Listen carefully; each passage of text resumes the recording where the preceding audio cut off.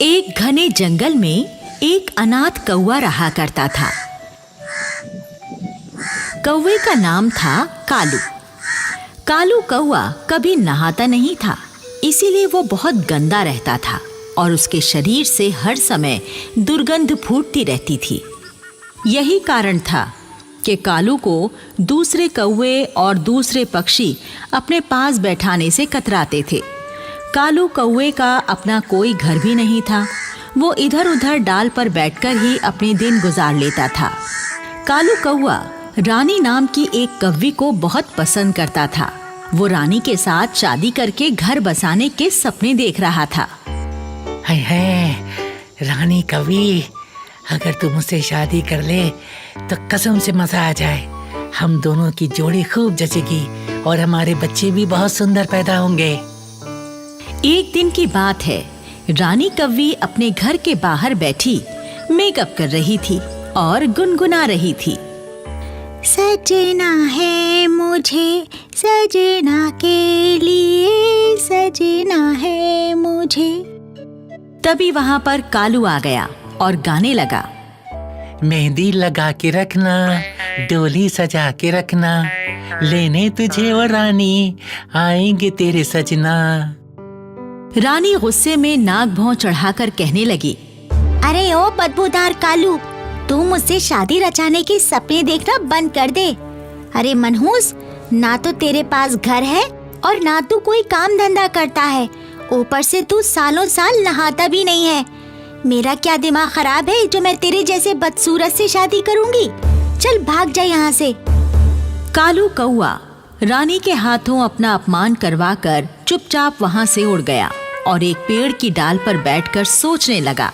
हाय, पता नहीं मेरी रानी मुझसे शादी करने से कतराती क्यों है, जबकि मेरे जैसा हैंडसम कौवा तो उसे पूरे जंगल में नहीं मिलेगा, कसम से।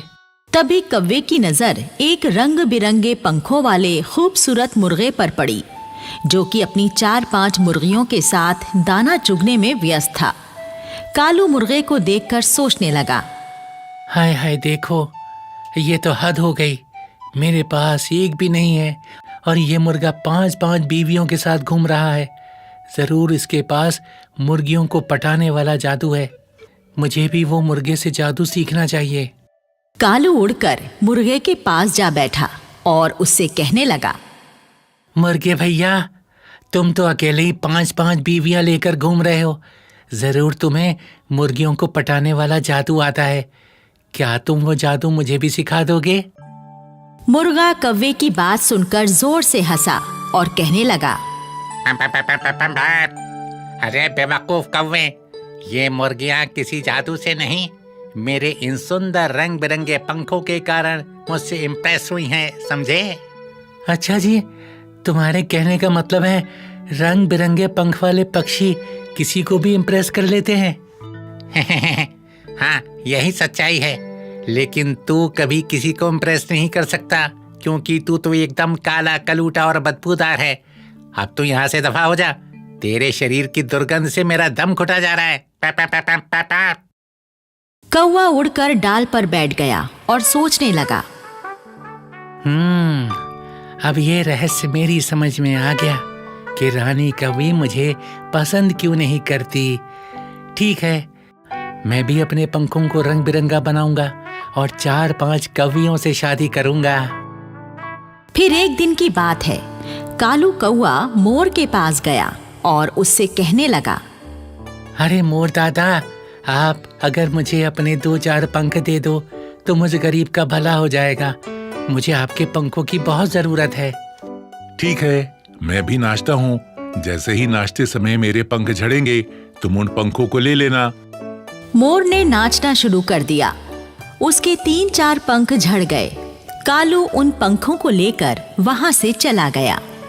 फिर एक दिन कालू कौवा रंगीन पंखों वाले तोते के पास गया और उससे कहने लगा, तोते भैया, क्या आप मेरी एक मदद करोगे? हाँ, अबे मनहूस कौवे, तो कितना गंदा है। तेरे शरीर की बदबू से मेरा जी मचलाने लगा। चल जल्दी से भाग जा यहाँ से।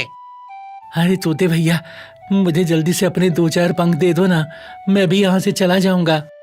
तोते ने जल्दी से अपने 2-4 पंख नोचकर कौवे को दे दिए और कौवा पंख लेकर वहां से उड़ गया। फिर इसी तरह कालू कौवा कबूतर के पास गया और पंख ले आया। फिर कालू नीलकंठ के पास गया और कुछ पंख वहां से ले आया। कठफोड़वा और हुदहुद से भी कालू कुछ पंख लेकर आ गया। अब कालू के पास कई तरह के रंग बिरंगे पंख जमा हो चुके थे। फिर एक दिन कालू सारे पंखों को लेकर बंदर मामा की बार्बर शॉप पर गया और उससे कहने लगा, बंदर मामा, क्या आप मेरा एक काम कर दोगे? आप ये पंख मेरे शरीर पर चिपका दो। मैं कोई भी काम मुफ्त में नहीं करता। बदबूदार कौवे, मीठे जामुन लाकर दे तो मैं ये तेरा काम कर सकता हूँ। ठीक है बंदर मामा, अभी आप मेरा ये काम उधार कर दो। मैं वादा करता हूँ कल आपको मीठे जामुन लाकर खिला दूंगा। ठीक है, ला करता हूँ तेरा काम। बंदर ने कीकर के पेड़ से निकलने वाले गोंद की मदद से सारे पंख कौवे के शरीर पर चिपका दिए और कौवे की काली चोंच को भी लाल रंग से रंग दिया। रंग बिरंगे पंख चिपक जाने से कालू कौवा एक अजीब सा पक्षी नजर आने लगा। कालू जब अपने आप को शीशे में देख रहा था तो वो खुद भी अपने आप को पहचान नहीं पाया और अपने रंग बिरंगे पंख देखकर वो बड़ा ही खुश हुआ। अरे वाह, मेरे शरीर पर तो उस मुर्गे से भी ज्यादा रंग बिरंगे पंख लग गए। अब तो रानी कौवी मुझसे जरूर इम्प्रेस हो जाएगी। फिर कालू बंदर मामा के पास से उड़कर रानी कौवी के घर पर आ गया और डाल पर बैठकर गाना गाने लगा।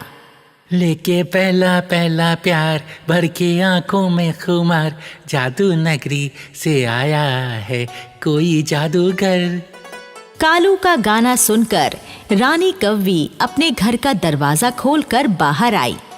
वो बदले हुए हुलिये के कारण कालू को पहचान नहीं पाई, बल्कि कालू को देखकर वो डर गई। अरे बाप रे, ये इतनी अजीब शक्ल वाला पक्षी कौन है? लगता है ये कोई दानव है जो मुझे खाने के लिए यहाँ आया है। रानी ने अपनी मदद के लिए अपनी बिरादरी के दूसरे कौवों को बुलाने के लिए शोर मचा दिया। बचाओ, बचाओ, कोई मुझे इस भयानक पक्षी से बचाओ। रानी की पुकार सुनकर वहाँ पर बहुत सारे कौवे जमा हो गए और वो भी कालू को कोई खतरनाक पक्षी समझकर चोंच और पंजों से उस पर हमला करने लगे। कालू उन्हें बताने की कोशिश करने लगा। अरे भैया, तुम लोग मुझे क्यों मार रहे हो? मैं तो तुम्हारी ही बिरादरी का कालू कौवा हूँ। एक कौवा कालू की बात सुनकर कहने लगा, अबे झूठ क्यों बोलता है मक्कार? तू हमारे जैसा कौवा कहाँ है? तू तो कोई खूंखार परिंदा है। और फिर सारे कौवों ने मिलकर कालू को इतनी ठोंगे मारी कि बेचारा कालू थोड़ी ही देर में बुरी तरह से लहूलुहान होकर मर गया। सीख, इस कहानी से हमें यही सीख मिलती है कि हमें अपना मकसद पूरा करने के लिए ना तो अपनी पहचान बदलनी चाहिए और ना ही कोई फर्जीवाड़ा करना चाहिए, नहीं तो कालू कौवे के जैसा अंजाम हो जाता है।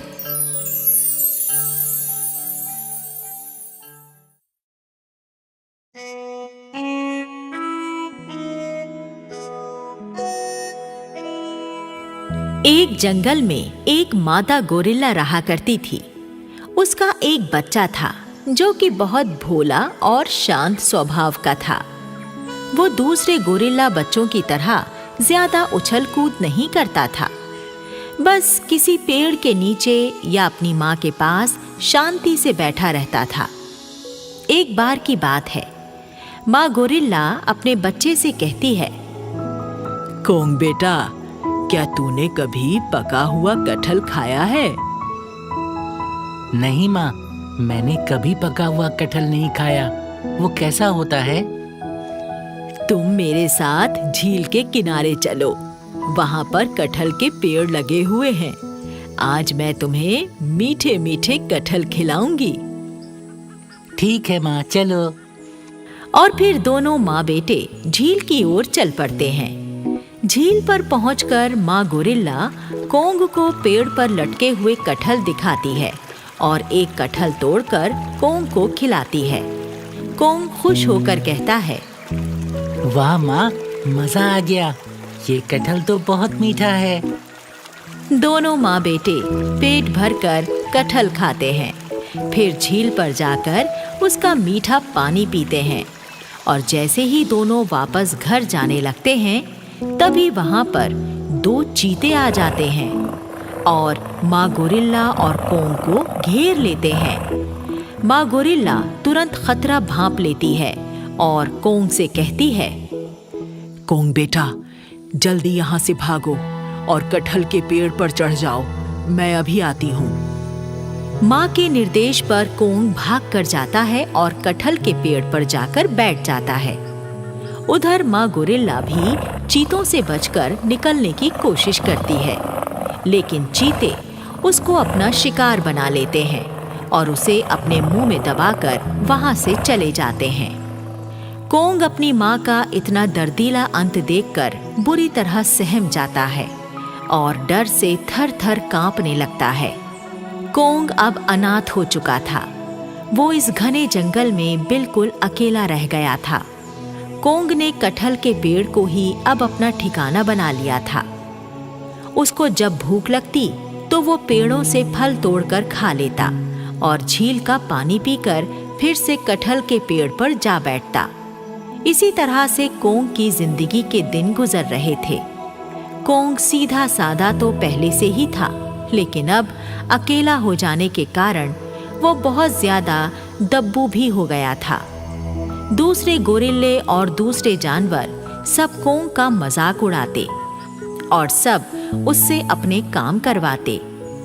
गधा कोंग से कहता, अरे ओ गोरिल्ले के बच्चे, चल इधर आ और मेरे सर में मालिश कर, नहीं तो दुलत्ती मारकर तेरा जबड़ा तोड़ दूंगा।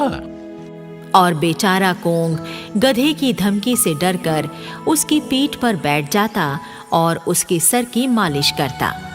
ऐसे ही जब कोंग कहीं जाता तो पेड़ के नीचे आराम करता हुआ कोई भालू उससे कहता, अरे ओ कोंग, किधर जा रहा है?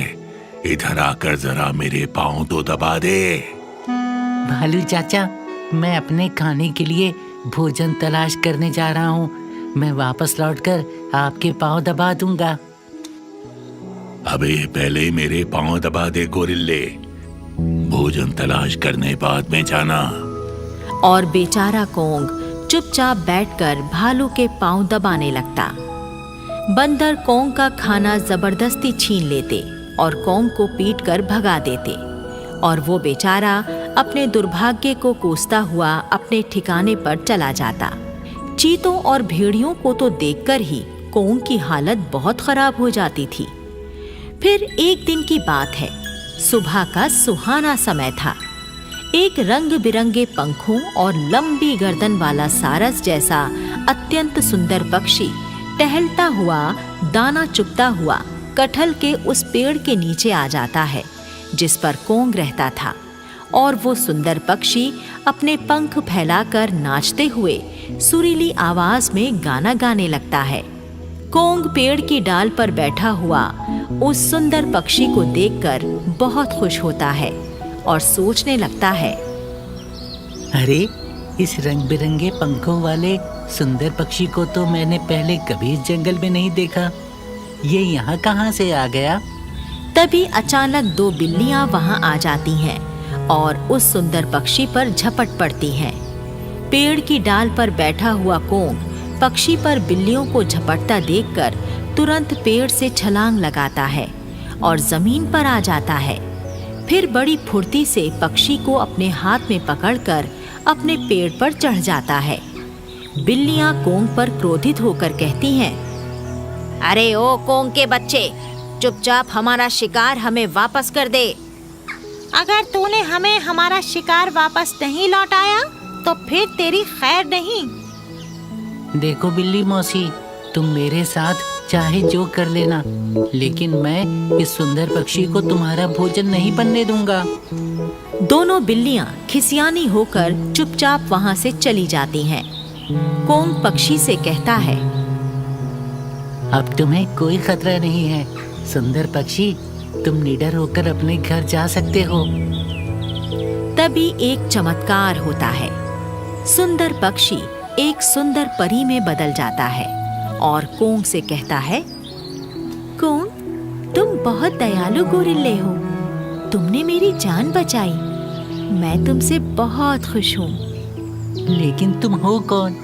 अब से पहले तो मैंने तुम्हें इस जंगल में कभी नहीं देखा। मैं एक परी हूँ कोंग। पक्षी का रूप बदलकर मैं यहाँ विचरने चली आई थी और मैं तुम्हारे बारे में भी सब कुछ जानती हूँ। जंगल के जानवर तुम्हें कैसे कैसे सताते हैं, मुझे ये भी पता है। पता नहीं ये सब जानवर मुझे इतना क्यों सताते हैं। मैं बहुत ही कमजोर हूँ, शायद इसीलिए सताते हैं। तुम कमजोर नहीं हो कोंग, तुम भी दूसरे गोरिल्लों के जैसे ही शक्तिशाली हो। तुम अपनी शक्ति को पहचान नहीं रहे हो। नहीं परी, मैं शक्तिशाली नहीं हूँ। अगर मेरे अंदर शक्ति होती तो मैं जंगल के सभी दुष्ट जानवरों को अच्छा सबक सिखाता। चलो, मैं तुम्हें अपनी जादुई शक्ति से शक्तिशाली बना देती हूँ, फिर देखती हूँ तुम क्या करोगे। परी अपनी जादुई छड़ी से कोंग पर जादू चलाती है और देखते ही देखते 2.5 फुट लंबा कोंग 25 फुट लंबे किंग कॉन्ग में बदल जाता है। जंगल के ऊंचे पेड़ों से भी ऊंचा कॉन्ग का कद हो जाता है और फिर परी कोंग से कहती है, मैंने अपने जादू से तुम्हें शक्तिशाली किंग कॉन्ग बना दिया है। अब तुम्हें कोई भी जानवर परेशान करने की हिम्मत नहीं कर पाएगा। कॉन्ग किंग कॉन्ग बनकर बहुत खुश हुआ और जंगल में टहलने के लिए निकल पड़ा। किंग कॉन्ग जिधर से भी गुजरता उसको देखकर जंगल के छोटे बड़े सभी जानवर डर के मारे भाग जाते और कहीं छुप जाते। किंग कॉन्ग उस गधे को पकड़कर हवा में लटका देता है और कहता है, क्यों रे गधे के बच्चे, क्या आज तू मुझसे अपने सर की मालिश नहीं कराएगा? मुझे माफ कर दो कॉन्ग बेटा, मेरा दिमाग खराब हो गया था जो मैं तुमसे मालिश करवाता था। लेकिन ये तो बताओ, तुम नन्हे कॉन्ग से इतने विशाल किंग कॉन्ग कैसे बन गए? ये राज की बात है गधे, मैं तुझे नहीं बता सकता।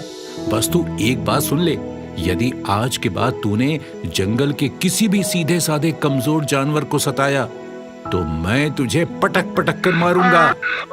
ये चेतावनी देकर किंग कॉन्ग गधे को जमीन पर छोड़ देता है। किंग कॉन्ग को जब एक जगह भालू मिलता है तो वो भालू को भी हवा में लटका देता है और फिर किसी को ना सताने की चेतावनी देकर छोड़ देता है। कॉन्ग के विशालकाय किंग कॉन्ग बन जाने की खबर पूरे जंगल में आग की तरह फैल जाती है। एक लोमड़ी भागती हुई दोनों चीते भाइयों के पास आती है और चीतों को बताती है, अरे भैया चीतों, हमारे जंगल पर बहुत बड़ी मुसीबत आ गई है, भागो यहाँ से। क्या हुआ लोमड़ी चाची, क्या मुसीबत आई है हमारे जंगल पर? एक विशालकाय गोरिल्ला पता नहीं कहाँ से जंगल में घुस आया है। वो जानवरों को उठा उठा कर पटक रहा है। बस इतनी सी बात से तू इतना घबरा गई चाची? अरे तू टेंशन मत ले, हम दोनों भाई उस विशालकाय गोरिल्ले को देख लेंगे। आज के लंच में हम उस गोरिल्ले का मांस ही खाएंगे। चलो भैया चलते हैं। दोनों चीते वहां से चल पड़ते हैं और उस जगह पहुंच जाते हैं जहां कुछ जानवर डर के मारे छुपे बैठे थे। चीता उनसे पूछता है, क्या तुम लोग भी उसी विशालकाय गोरिल्ले से डरकर यहाँ छुपे बैठे हो? हाँ महाराज, वो किंग कॉन्ग है और बहुत ही बड़ा है। अरे तुम लोग डरो नहीं, हम दोनों भाई उस गोरिल्ले को मारकर खा जाएंगे।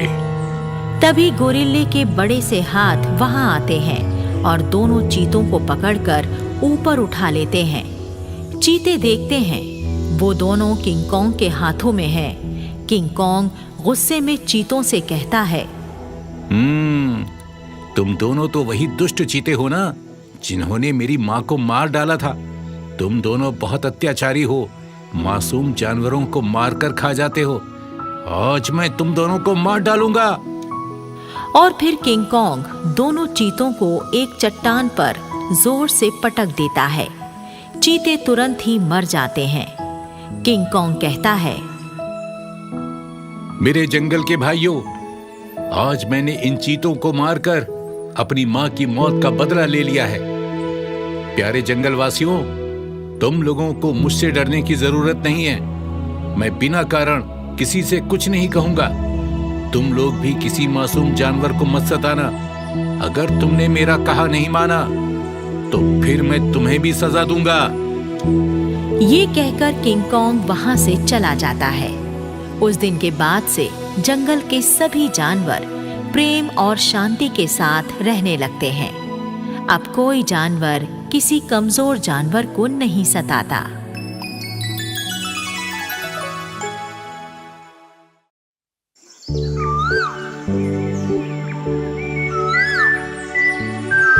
सुंदर वन सच में बहुत सुंदर था। सभी तरह के पेड़ पौधे, फूल पत्तियां और साफ पानी के झिलमिलाते तालाब और सुंदर वन में खिलखिलाते सभी पशु पक्षी। सुंदर वन में एक पेड़ पर गंगाराम तोता, उसकी पत्नी गंगी और छोटा बेटा मिट्ठू उसके साथ रहता था। गंगाराम और गंगी उड़ते हुए दूर दूर जाते और वापसी में खाने की ढेर सारी चीजें मिट्ठू के लिए लेकर आते। पर मिट्ठू लाडला था, खाना खाने में आनाकानी करता। मुझे भूख नहीं है, आप साइड में रख दो। मुझे जब भूख लगेगी मैं खा लूंगा। गंगाराम और गंगी उसे प्यार से समझाते। देखो मिट्ठू, हम इसे प्यार से लाए हैं, कुछ खा लो। खाओगे नहीं तो बड़े कैसे होगे? गंगी बड़े लाड़ से ही कहती।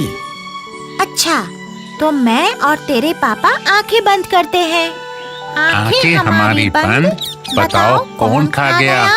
कौन खा गया?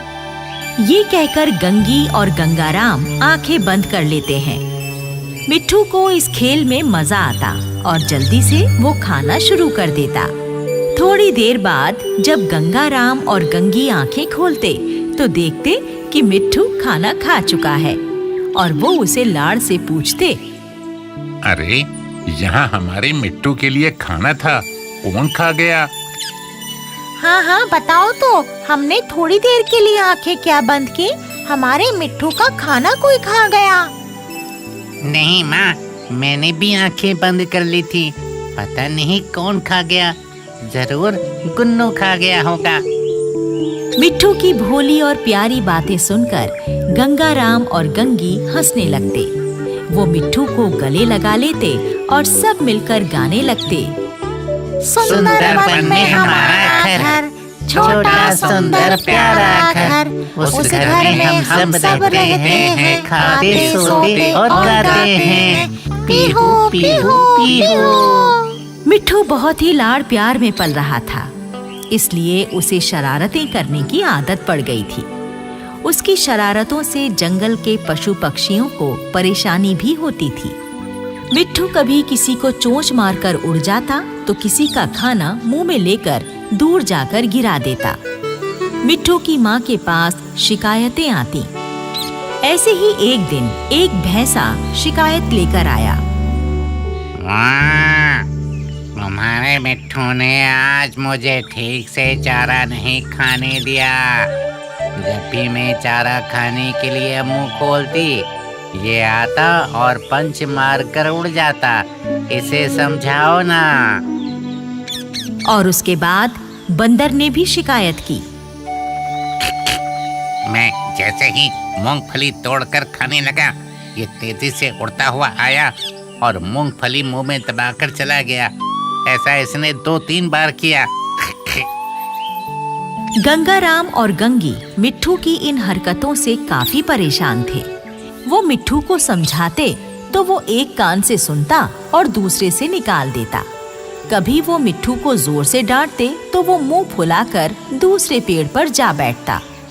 उसी पेड़ पर लंगूर दादा भी रहा करते थे। मिट्ठू को देखते ही वो समझ जाते कि आज इसे फिर से डांट पड़ी है और ये रूठ कर यहाँ आ बैठा है। लंगूर दादा उसे समझाते। देखो मिट्ठू बेटा, तुम्हारे माता पिता तुम्हें जो समझाते हैं वो तुम्हारी भलाई के लिए है। तुम्हें शरारतें कम करनी चाहिए और ऐसी शरारतें तो कभी नहीं करनी चाहिए जिससे किसी को कष्ट पहुंचे। लंगूर दादा, पर मैं तो अभी बहुत छोटा हूँ। बड़ा हो जाऊंगा तो शरारतें नहीं करूँगा। आप जब छोटे थे तो कम शरारतें नहीं करते होंगे। इस पर लंगूर दादा हंस देते और प्यार से समझाते। अरे मिट्ठू बेटा, बेवजह जिद करना और दूसरों को तकलीफ पहुंचाने वाली शरारतें करना ठीक नहीं होता। एक दिन गंगाराम और गंगी उड़ते हुए कहीं दूर निकल गए। वहां उन्होंने बहुत से अखरोट और मूंगफली के दाने गिरे हुए देखे। उन्होंने आपस में सलाह की। क्यों गंगी, क्या कहती हो? क्यों ना हम इन्हें ले जाकर अपनी खो में रख लें? बुरे वक्त में काम आएंगे और अगर किसी पड़ोसी को जरूरत पड़ी तो उसे भी दे देंगे। हाँ, आप सही कहते हैं। इंसान को अपने बुरे वक्त के लिए हमेशा बचत करके रखनी चाहिए। फिर वो दोनों उन अखरोट और मूंगफली के दानों को ले जाकर अपनी खो में रख लेते हैं। उधर मिट्ठू शरारतें करता हुआ इधर उधर उड़ रहा था कि तभी उसने गुन्नू तोते को अपनी छोटी सी गाड़ी चलाकर जाते हुए देखा। गुन्नू भाई की मोटर चली पम पम पम, मेरे बराबर खड़ा हो किस में है दम। गुन्नू भाई की मोटर चली पम पम पम। बस ये देखते ही मिट्ठू के भी मन में आ गया कि उसे भी ऐसी ही मोटर चाहिए। वो तुरंत उड़ता हुआ घर गया और अपने माँ बापू से कहने लगा, बापू बापू, मुझे भी गुन्नू जैसी मोटर चाहिए। देखो मिट्ठू बेटा, हम तुम्हें वो मोटर नहीं दिला सकते। हमारे पास उतना सामान नहीं है कि जिसे देकर बदले में तुम्हें मोटर दिलवा दें। हाँ बेटा, और फिर अगर तुम्हें मोटर की सवारी करनी ही है तो गुन्नू से दोस्ती कर लो।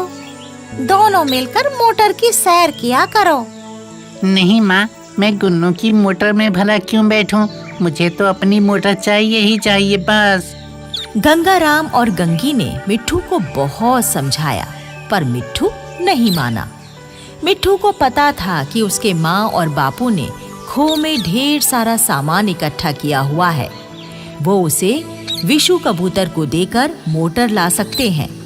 विशु कबूतर मिट्टी से तरह तरह की चीजें और अलग अलग डिजाइन की मोटर गाड़ियां बनाने में माहिर था, पर अपने हर सामान के बदले में कीमत पूरी लेता था। उधर मिट्ठू रुककर फिर से लंगूर दादा वाले पेड़ पर जा बैठा। मिट्ठू से पूरी बात सुनने के बाद लंगूर दादा ने भी उसे समझाने की पूरी कोशिश की, पर मिट्ठू ने एक नहीं सुनी। उसने खाना पीना छोड़ दिया था। आखिर थक हार कर गंगाराम और गंगी को मिट्ठू की जिद के आगे झुकना पड़ा।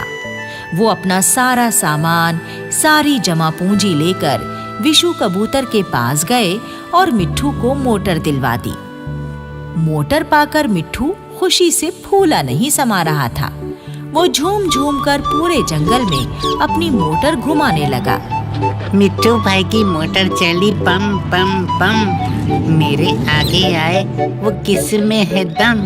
मिट्टू भाई की मोटर चली पम पम पम। इधर उधर मोटर घुमाता हुआ मिट्ठू जब घर पहुंचा तो उसने देखा कि उसकी माँ की तबीयत बहुत खराब है। उसकी माँ को इलाज की जरूरत थी। अब एक ही रास्ता था कि गंगी को डॉक्टर बलराम के पास ले जाया जाए। बंदर बलराम बहुत ही काबिल डॉक्टर साहब थे, पर डॉक्टर बलराम ने इलाज का काफी खर्चा बता दिया। गंगाराम और गंगी तो अपनी सारी जमा पूंजी मिट्ठू के लिए मोटर खरीदने पर खर्च कर चुके थे। मिट्ठू रोते हुए बोला, मुझे माफ कर दो बापू, अब मैं कभी जिद नहीं करूँगा। मुझे ये मोटर भी नहीं चाहिए, इसे विशु काका को वापस दे दो और माँ का जल्दी से इलाज करवाओ। मिट्ठू की बात सुनकर गंगाराम जब मोटर विशु कबूतर को वापस कराने गया तो उसने टका सा जवाब दे दिया, सुनो भाई गंगाराम, बिका हुआ माल वापस नहीं होता और फिर मिट्ठू मोटर को कितना इस्तेमाल भी कर चुका है। जब लंगूर दादा को इस सारी घटना का पता चला तो उन्होंने जाकर विशु को समझाया। लंगूर दादा के समझाने पर विशु ने मोटर वापस ले ली और कुछ सामान रखकर गंगाराम को उसका सामान वापस कर दिया। गंगी का इलाज हो गया और वो खुशी खुशी अपने घर लौट आई। गंगी को वापस घर में पाकर मिट्ठू उससे लिपट गया और रो रो कर माफी मांगने लगा। मुझे माफ कर दो माँ, अब मैं कभी जिद नहीं करूँगा, उल्टी सीधी शरारतें भी नहीं करूँगा। बस बस बेटा, चुप हो जाओ। तुम समझ गए, यही हमारे लिए बहुत है। गंगा और गंगी ने मिट्ठू को माफ कर दिया।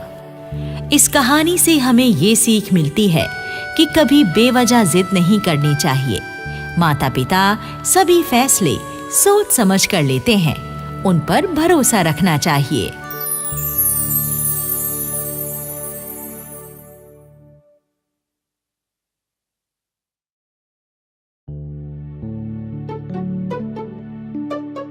एक था बंटू बंदर। वो कोई काम नहीं करता था, पूरे जंगल में इधर उधर घूमता रहता था। लोगों को बेवकूफ बनाकर अपना पेट भरता था। लोगों की चुगली करके आपस में लड़वाना उसका शौक था। वो बस चुगली करता, दूसरों को लड़वाता और अपने खाने का इंतजाम करता। उसके बाद कभी किसी पेड़ पर तो कभी किसी नदी किनारे लेटा रहता। उस दिन भी बंटू नदी किनारे लेटा हुआ था कि तभी वहाँ पर 2 बकरियां आईं। बंदर भैया, हम दूसरे जंगल से आ रही हैं। हाँ, इस जंगल में हमारी बुआ रहती है, हमें उनके घर का रास्ता नहीं मिल रहा।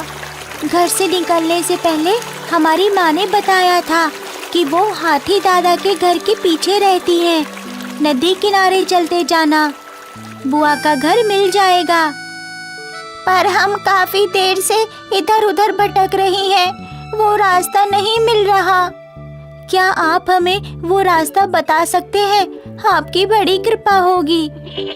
बंटू बंदर ने उन दोनों की ओर देखा और फिर उसकी आंखें गोल गोल घूमने लगीं। उसने कई दिनों से कोई शरारत नहीं की थी। उसे एक शरारत सूझी। क्यों नहीं, भटके हुओं को रास्ता दिखाना मेरा काम है। तुम ऐसा करो, सामने वाले बरगद के पेड़ तक जाओ, ठीक है? ठीक है, चली गई। फिर बाएं मुड़ जाओ, ठीक है? हाँ ठीक है, मुड़ गई। उसके बाद सीधे चलते जाओ, एक आम का पेड़ आएगा, बस उसी के सामने तुम्हारी बुआ का घर है। धन्यवाद भैया, चलो बहन। ये कहकर दोनों बकरियां उसी रास्ते पर चल दी जहां बंटू ने उन्हें जाने के लिए कहा था। कुछ देर तो बंटू उन दोनों को जाते हुए देखता रहा, फिर पेट पकड़कर जोर जोर से हंसने लगा।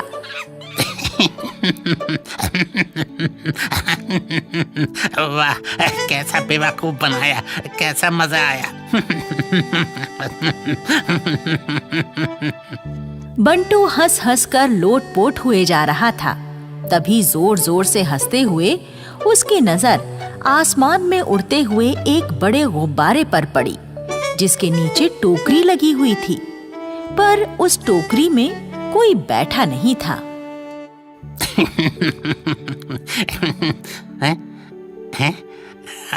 ये क्या है? एक बड़ा उड़ता गुब्बारा, नीचे टोकरी भी लगी है जिसमें बैठा जा सकता है। अरे वाह, इसमें बैठकर तो मैं पूरे जंगल में उड़ सकता हूँ। हाँ। बंटू तेजी से गुब्बारे की तरफ भागा और टोकरी से नीचे लटकती रस्सी को पकड़ लिया। अब इस रस्सी के सहारे में चढ़कर टोकरी तक पहुंच जाऊंगा। बंटू ने रस्सी पकड़ी और कुशलता से चढ़ते हुए टोकरी तक पहुंचा और छलांग मारकर टोकरी में बैठ गया। ये बड़ा गुब्बारा पास के शहर में होने वाली गुब्बारा प्रतियोगिता से भटककर जंगल में आ गया था। टोकरी में बैठते ही बंटू खुशी से नाचने लगा। अरे वाह, क्या चीज हाथ लगी है। इसमें बैठकर तो मैं पूरे जंगल में उड़ूंगा और देखूंगा कि कौन क्या कर रहा है। सारी जानकारी इकट्ठी कर अपने हिसाब से इस्तेमाल करूंगा। अब तो चुगली करने और दूसरों को लड़वाने में और भी मजा आएगा। और जब दो दोस्त आपस में लड़ते हैं तो तीसरे का फायदा होता है, और वो तीसरा मैं ही तो हूँ। आया मजा बंटू यारा, गुब्बारे को आम के बाग की ओर बढ़ाता हूँ। ये कहकर बंटू ने टोकरी को हल्का सा धक्का मारा और आम के बाग की ओर चल पड़ा। ये आम का बाग डब्बू भालू और चिंपू भालू का था। दोनों दोस्तों ने मिलकर ये बाग लगाया था। वाह, डब्बू और चिंपू ने मिलकर क्या बाग लगाया है। इतने बढ़िया और रसीले आम हैं। ये कौन है बाग में? ओह, डब्बू है। ये आम तोड़ रहा है या खा रहा है? ओहो, तोड़ भी रहा है और खा भी रहा है। और चिंपू वो यहाँ नहीं है, तो बस अपना काम बन गया। बंटू बंदर की आंखें गोल गोल घूमने लगी। उसे चुगली लगाने के लिए मसाला जो मिल गया था। उसने अपने गुब्बारे को वहां उतारा जहां चिंपू था। टोकरी से लगी रस्सी पकड़कर बंटू नीचे उतरा। रस्सी को एक पेड़ से बांधा और चिंपू के पास पहुंचा। क्यों भाई चिंपू, क्या हो रहा है? अरे क्या होना है बंटू भाई, बस सीधा साधा काम है अपना। अपने बाग से आम तोड़ना, राजा जी के दरबार में पहुंचाना, और क्या। और जो मिल जाए उसमें गुजारा चलाना। सीधे सरल हैं भैया हम तो। हाँ चिंपू भाई, सही कहते हो। अपना भी ऐसे ही है, पर सीधे सरल होने का नुकसान भी है। कोई भी बेवकूफ बना लेता है। हाँ, ऐसे कैसे? पूरे जंगल में कोई मुझे बेवकूफ नहीं बना सकता। हाँ, कोई गैर तो नहीं, पर अपना कोई तो बना ही सकता है ना। हाँ बंटू भाई, क्या कहना चाहते हो? साफ साफ कहो ना। अरे तुम्हारा साथी डब्बू अभी मैंने ऊपर से देखा, आम तोड़े भी जा रहा था और साथ में खाए भी जा रहा था। अब जो आम उसने खा लिए, उसके बदले में तो तुम्हें दरबार से कुछ नहीं मिलने वाला है। नहीं, ऐसा नहीं हो सकता। डब्बू मेरा पुराना साथी है और हमारा आपस में समझौता है कि सारे आम राजा जी के यहाँ ही जाएंगे, हम कुछ नहीं खाएंगे। अरे तभी तो मैं कहता हूँ कि हमारे जैसे सीधे सरल को कोई भी बेवकूफ बना सकता है। नहीं नहीं, मैं नहीं मानता। मैं खुद डब्बू से पूछूंगा। हाँ हाँ, तो चलो। चिंपू गुस्से में आम के बाग की तरफ चला, साथ ही बंटू भी। बंटू के चेहरे पर तो जीत की मुस्कान भी थी। बाग में पहुंचकर चिंपू ने देखा कि डब्बू आम तोड़ रहा है। हाय, देखो बंटू, डब्बू तो आम तोड़कर टोकरी में रखे जा रहा है। अरे चिंपू भाई, इसने आम खाया भी है, मैं झूठ नहीं बोल रहा, तुम खुद पूछ लो। चिंपू बंटू की बातों में आ गया और डब्बू के पास जाकर बोला, डब्बू भाई, आम तोड़ रहे हो या खा रहे हो? तोड़ रहा हूँ चिंपू दोस्त। पर बंटू ने ऊपर से देखा है, तुम आम खा रहे थे। हमारे बीच तय हुआ था ना कि आम हम में से कोई नहीं खाएगा। अच्छा वो, अरे मुझे काम करते हुए भूख लगी तो एक खा लिया, पर ऐसा पहले कभी नहीं हुआ। हाँ, आज पकड़े गए हो, पहले कभी नहीं पकड़े गए। क्या पता पहले कितनी बार खाया है। ये सुनकर डब्बू को गुस्सा आ गया। वो चीख कर बोला, हाँ खाए हैं, क्या कर देगा तू? अच्छा ऐसा, अभी बताता हूँ तुझे। ये कहकर चिंपू डब्बू से गुत्थम गुत्था हो गया। दोनों में जबरदस्त लड़ाई हुई। दोनों निढाल होकर गिर पड़े। बंटू ने देखा यही अच्छा मौका है। वो चिंपू के पास गया और बोला, चिंपू भैया, मैंने तुम्हें बाग में होने वाली चोरी के बारे में बताया। मेरा इनाम तो बनता है ना, 2 आम ले लूं? ये कहकर बंटू ने 2 आम लिए और आंखें नचा नचा कर खाने लगा। आम खाने के बाद बंटू ने फिर से अपना गुब्बारा खोला, उसकी टोकरी में बैठा और उड़ चला। अब तो ये बंटू की रोज की बात हो गई थी। वो गुब्बारे में बैठकर जंगल के ऊपर उड़ता, कोई भी घटना देखता तो खूब स्टाइल से चुगली खाता।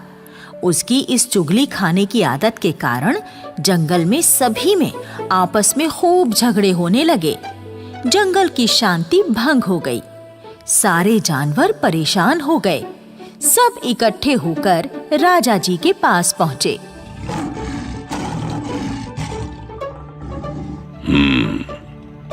हमने तुम सबकी शिकायत सुनी। हम महामंत्री हाथी जी को इसका समाधान निकालने के लिए कहते हैं। इसका समाधान तो बहुत ही आसान है महाराज। चील बहन, अगली बार जब तुम बंटू को गुब्बारे में उड़ते देखो तो उसमें अपनी चोंच मार देना। गुब्बारे से गैस निकल जाएगी और वो फिर न ऊपर उड़ सकेगा और न ही चुगलियां खा सकेगा। जैसे आज्ञा हाथी दादा। तभी गिलहरी ने ऊपर आसमान की तरफ इशारा किया। वो जा रहा बंटू का गुब्बारा। ये देखते ही चील उड़ी और आसमान में ऊपर पहुंचकर बंटू के गुब्बारे में चोंच मार दी। चोंच लगते ही गुब्बारा और उसमें लगी टोकरी में बैठा बंटू तेजी से नीचे आने लगे और पास की झील में गिर गए।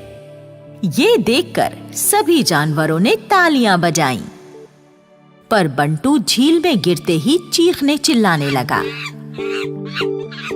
अरे बचाओ, मुझे बचाओ, मुझे तैरना नहीं आता, मुझे बचाओ, मुझे बचाओ। नहीं, इसे मत बचाओ। ये फिर से चुगली खाकर हमें झगड़े करवाएगा। नहीं, हमें इसे सुधरने का एक मौका देना चाहिए और फिर जितनी गलती इसकी है उतनी बाकी सबकी भी है। कोई भड़काने वाला कितना भी भड़काए, उसकी बातों में आना ही नहीं चाहिए। महाराज की जय हो, महाराज की जय हो। मैं अब कभी चुगली नहीं खाऊंगा, मेहनत करके अपना काम चलाऊंगा, शपथ लेता हूँ महाराज। मगरमच्छ, अपनी पीठ पर बैठाकर इसे बाहर निकाल दो।